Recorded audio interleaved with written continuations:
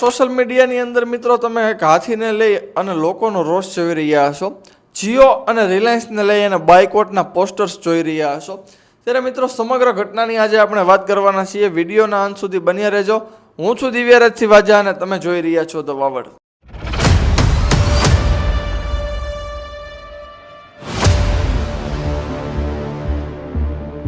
તો મિત્રો સમગ્ર ઘટનાની વાત કરીએ તો ઘટના છે મહારાષ્ટ્રના કોલ્હાપુરના નંદની ગામની કે જ્યાં એક જૈન મઠની અંદર આ હાથની જે હતી માદા હાથનીને જેનું નામ છે મહાદેવી અને માધવી કે જેને 34 વર્ષથી ત્યાં જૈન મઠમાં સાચવવામાં આવતી હોય છે, ત્યાં તેનું ભરણ પોષણ કરવામાં આવતું હોય છે।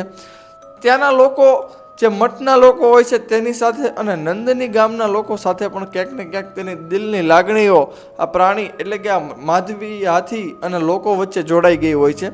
ત્યારબાદ મિત્રો ઘટના એવી બને છે કે જે પેટા નામનું ઓર્ગેનાઇઝેશન છે કે જે પ્રાણીઓને લઈ અને કામ કરતું હોય છે કે જે પેટા નામનું ઓર્ગેનાઇઝેશન છે તેને આ જૈન મઠ ઉપર પોતાનો બ્લેમ કર્યો કે તેને જે આ મહાદેવી નામની જે હાથની રાખેલી છે તેની હાલત અત્યારે સારી નથી। ત્યાં તેને સાંકળથી બાંધીને રાખવામાં આવે છે અને તેની માનસિક હાલત પણ અત્યારે સારી નથી। એટલે તેને લઈ અને તેનું એક રિપોર્ટ કરવામાં આવે છે, પણ પહેલા રિપોર્ટમાં તે નેગેટિવ આવે છે કે કોઈ પણ તેને તકલીફ હોતી નથી।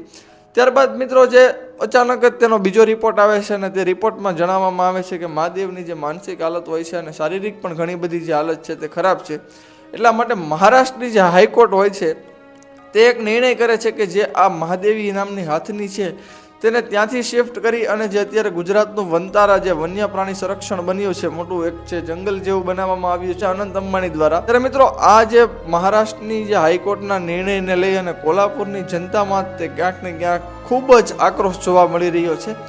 ત્યાંના લોકોના એવા પ્રશ્ન છે કે ખરેખર મહાદેવી એટલે કે માધવી નામની જે હાથની છે તેની હાલત ખરાબ હતી તો તેને શું કામ અહીંયા ને અહીંયા ટ્રીટમેન્ટ ન કરવામાં આવી, શું કામ તેને અમારાથી દૂર વનતારામાં ઠેક સ્વીપ કરવામાં આવી। ત્યારે મિત્રો આવા બધા પ્રશ્નને લઈ અને લોકો અત્યારે ત્યાં રોડ ઉપર ઉતરી ગયા છે, વિરોધ કરી રહ્યા છે અનંત અંબાણીનો। અનંત અંબાણીના પોસ્ટર જે કે જેમાં ગળામાં તેમને ચપ્પલના હાર પહેરાવેલા હોય એવા ફોટા એમના પોસ્ટર અત્યારે જે મહારાષ્ટ્રની અંદર જોવા મળી રહ્યા છે। ત્યારબાદ જીઓના સિમની બદલી કરી અને લોકો બીજા સિમ કાર્ડની અંદર પણ પોર્ટ કરાવી અને જીઓને બાયકોટ કરવાનો જે આખો તે ઝુંબેશ ઉપાડ્યો છે તેની ઉપર કામ કરી રહ્યા છે। ત્યારબાદ મિત્રો વાત કરીએ જે પેટા ફાઉન્ડેશન છે, જે પેટા ઓર્ગેનાઇઝેશન છે કે જેને બ્લેમ કરી અને મહાદેવીને વનતારા સુધી પહોંચાડી, તો તેને પોતાના સોશિયલ મીડિયાના અકાઉન્ટમાં મહાદેવીને લઈ અને 2 થી 4 વિડીયો પણ મૂક્યા હતા અને તેમાં તેને ક્યાંક ને ક્યાંક જે હાલત છે મહાદેવીની તે ક્યાંક વ્યક્ત થઈ રહી હોય એવો પણ વિડીયો આપણને જે પેટા છે તેમાં સોશિયલ મીડિયા ઉપર જોવા મળી રહ્યું છે।